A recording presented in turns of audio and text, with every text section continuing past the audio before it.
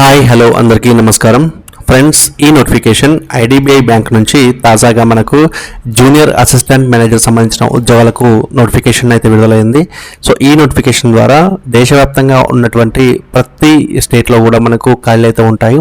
So మన Hyderabad region సంబంధించి Andhra Pradesh and తెలంగాణకు సంబంధించిన ఖాళీలు కూడా దీంట్లో ఉంటాయి.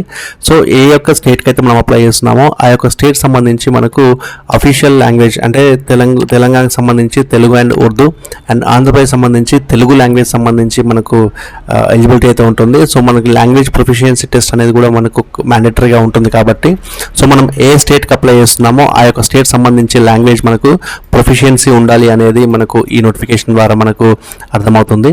సో కాబట్టి మీరు ఏ స్టేట్కి అప్లై చేసినా సరే ఆ యొక్క స్టేట్కి సంబంధించి లాంగ్వేజ్ ప్రొఫిషియన్సీ టెస్ట్ అనేది ఖచ్చితంగా పాస్ అవ్వాల్సి ఉంటుంది. సో మన తెలంగాణకు సంబంధించి ఉర్దూ అండ్ తెలుగు తీసుకోవచ్చు. అదేవిధంగా ఆంధ్రప్రదేశ్ సంబంధించి తెలుగు లాంగ్వేజ్ అయితే తీసుకోవచ్చు.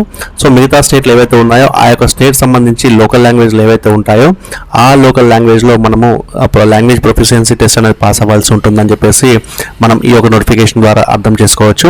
సో ఈ నోటిఫికేషన్ ద్వారా దాదాపు దేశవ్యాప్తంగా ఉన్నటువంటి అన్ని ప్రధాన బ్రాంచ్లలో కూడా మనకు 1100 జూనియర్ అసిస్టెంట్ మేనేజర్ సంబంధించిన ఉద్యోగాలకు నోటిఫికేషన్ అయితే విడుదలైంది.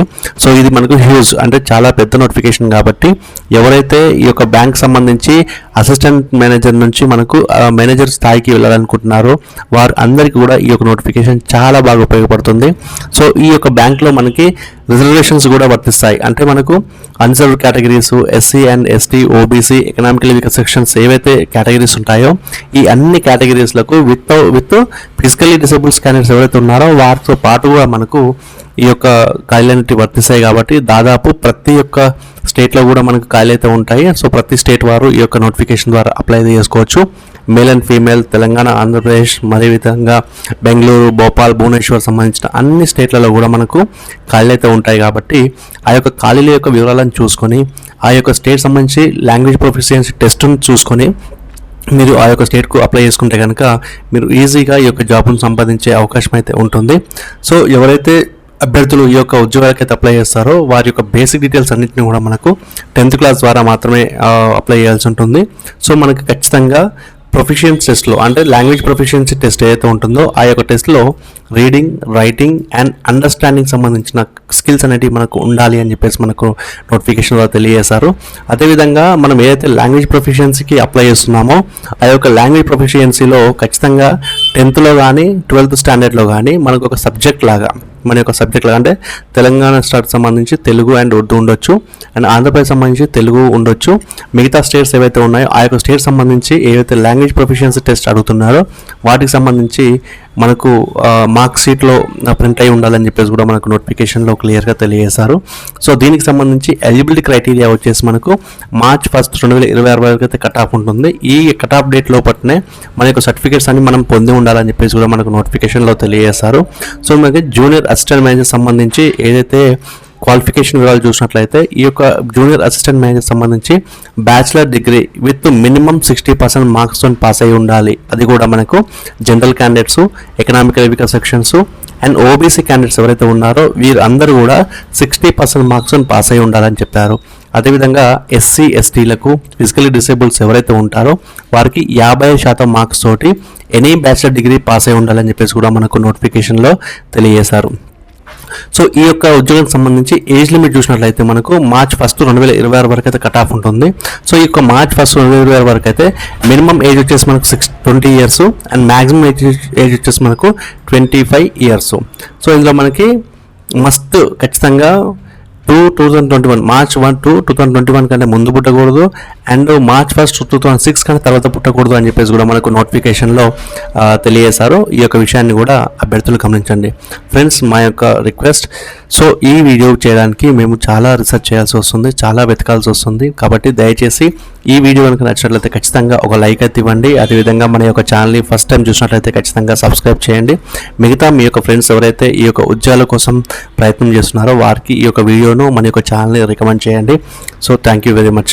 సో వీడియోకి వెళ్ళినట్లయితే ఈ యొక్క బ్యాంక్ ద్వారా మనకు ఎగ్జామినేషన్ సంబంధించి రిక్రూట్మెంట్ ప్రాసెస్ చూసినట్లయితే ఇందులో కట్ ఆఫ్ డేట్ వచ్చేసి మనకు March 1, 2026 వరకు అయితే మనకు ఎలిజిబిలిటీ కట్ ఆఫ్ డేట్ ఉంటుంది. సో దానికి సంబంధించి ఆన్లైన్ అప్లికేషన్ అంటే అప్లికేషన్ స్టార్ట్ వచ్చేసి మనకు March 8 నుంచి March 19 వరకు అయితే ఈ యొక్క డేట్ అయితే ఉంటుంది. సో పేమెంట్ కూడా మనం ఈ యొక్క డేట్లోనే చేసుకోవాల్సి ఉంటుందని చెప్పేసి మనకు నోటిఫికేషన్ తెలియజేస్తారు. సో దీనికి సంబంధించి ఎగ్జామినేషన్ అంటే మనకు ఫస్ట్ ఆన్లైన్ టెస్ట్ అయితే ఉంటుంది కదా, ఈ యొక్క ఆన్లైన్ టెస్ట్ వచ్చేసి మనకు April 12, 2026 మార్నింగ్ సెషన్లో కండక్ట్ చేసే అవకాశం ఉంది. సో దాన్ని మనకు నోటిఫికేషన్లో క్లియర్గా తెలియజేస్తారని చెప్పేసి మనకు ఈ యొక్క నోటిఫికేషన్ ద్వారా అర్థమవుతుంది. సో దీనికి సంబంధించి సెలక్షన్ ప్రాసెస్లో మనకి ఖచ్చితంగా ఆన్లైన్ టెస్ట్ ఫస్ట్ మనకి ఎవరైతే అప్లై చేస్తారో అప్లై చేసిన ప్రతి ఒక్కరికి కూడా మనకు ఆన్లైన్ టెస్ట్ కండక్ట్ చేస్తారు. ఈ యొక్క ఆన్లైన్ టెస్ట్లో పాస్ అయిన వారు ఎవరైతే ఉన్నారో వారికి డాక్యుమెంట్ వెరిఫికేషన్ DV కంప్లీట్ చేస్తారు. సో DVలో కంప్లీట్ అయిన వారికి పర్సనల్ ఇంటర్వ్యూ ద్వారా మనకి సెలెక్ట్ చేస్తారు. సో పర్సనల్ ఇంటర్వ్యూ అయిపోయిన తర్వాత మనకి ప్రీ రిక్రూట్మెంట్ కింద మనకి మెడికల్ టెస్ట్ అనేది కండక్ట్ చేస్తారు. ఆ తర్వాత fitness of the candidate after PRMT అంటే ఫిజికల్ మెడికల్ టెస్ట్ ఏదైతే ఉందో మెడికల్ టెస్ట్ కంప్లీట్ అయిన తర్వాత మనకు ఫిట్నెస్ కంప్లీట్ చేస్తారు. సో ఈ యొక్క స్టెప్స్ తర్వాత మనము ఈ యొక్క ఉద్యోగానికి సెలెక్ట్ అయ్యే అవకాశాలు అయితే ఉంటాయి. సో దీనికి సంబంధించి ఆన్లైన్ ఎగ్జామినేషన్ సంబంధించి మనకు సిలబస్ చూసినట్లయితే ఈ యొక్క సిలబస్లో వచ్చేసి మనకు 200 క్వశ్చన్స్ అయితే మనకు ఈ యొక్క ఎగ్జామినేషన్ టైంలో ఇస్తారు. సో 200 క్వశ్చన్స్కి మనకు 200 మార్క్స్ అయితే ఉంటాయి. ఇందులో 120 నిమిషాలు అంటే దాదాపు మనకి 2 గంటల సమయం అనేది మనకు ఈ యొక్క ఎగ్జామినేషన్ అయితే మనకు టైం ఇస్తారు. దీంట్లో logical reasoning, data analysis and interpretation ఉంటుంది. సో ఇంగ్లీష్ లాంగ్వేజ్ సంబంధించి 40 క్వశ్చన్లు అయితే ఉంటాయి. అండ్ క్వాంటిటేటివ్ ఆప్టిట్యూడ్ సంబంధించి 40 క్వశ్చన్లు అయితే ఉంటాయి. General, economy, banking, awareness, computer, ఐటీకి సంబంధించిన క్వశ్చన్లు అయితే మనకు 60 క్వశ్చన్లు అయితే ఉంటాయి. సో ఈ మొత్తం 200 క్వశ్చన్స్కి మనం ఆన్సర్ చేసినట్లయితే ఖచ్చితంగా మనకు ఈ యొక్క ఉద్యోగం ఈజీగా సంపాదించే అవకాశం అయితే ఉంటుంది.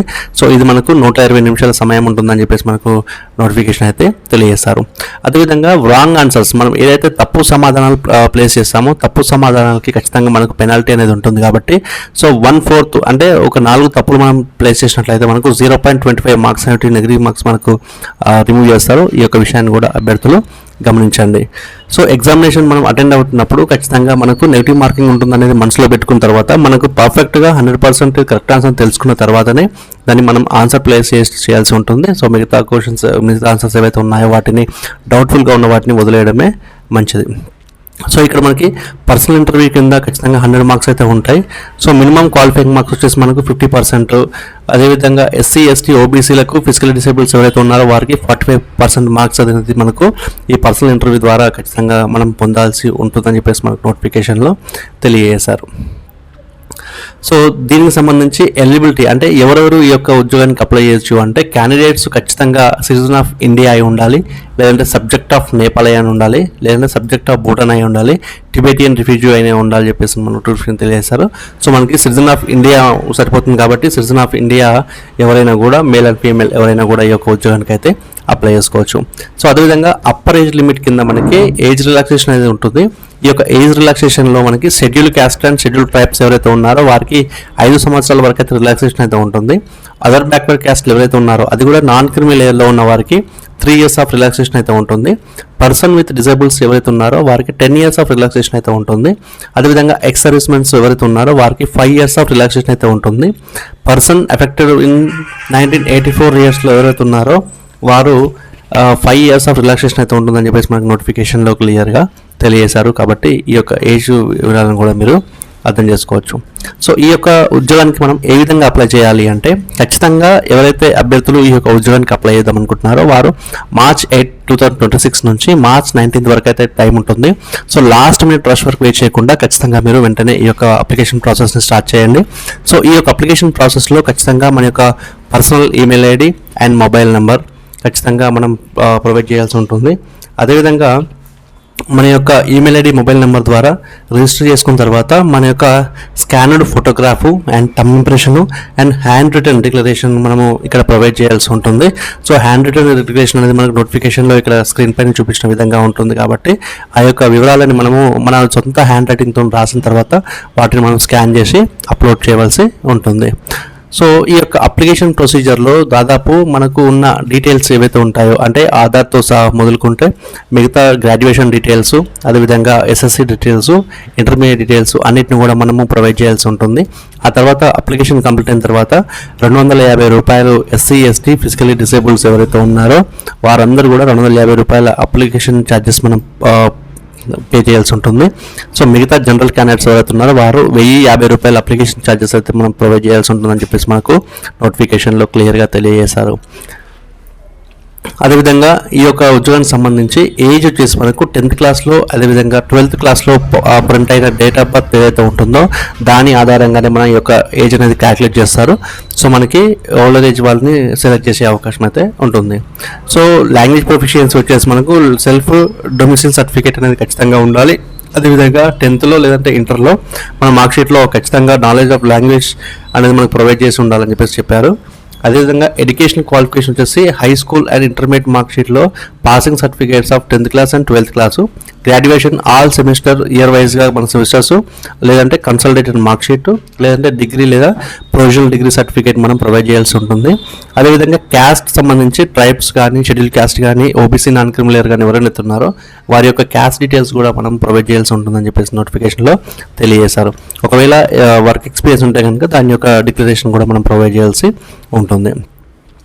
సో ఈ విధంగా మనం ఈ యొక్క నోటిఫికేషన్ ద్వారా అప్లై చేస్తే కనుక ఖచ్చితంగా మనము ఈజీగా జూనియర్ అసిస్టెంట్ మేనేజర్ స్థాయికి మనం ఉద్యోగం చేసే అవకాశం అయితే లభిస్తుంది. కాబట్టి మీరు ఈ యొక్క విషయాన్ని గమనించి ఖచ్చితంగా ఈ యొక్క నోటిఫికేషన్ ద్వారా ఆన్లైన్ అప్లికేషన్ చేసుకోండి.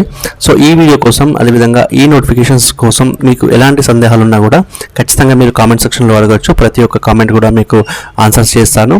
సో ఇది ఈరోజు మనకు లేటెస్ట్ నోటిఫికేషన్. మళ్ళీ ఒక మంచి నోటిఫికేషన్తో మళ్ళీ మీ ముందుకు వస్తాను. అంతవరకు సెలవు. నమస్తే. జై హింద్.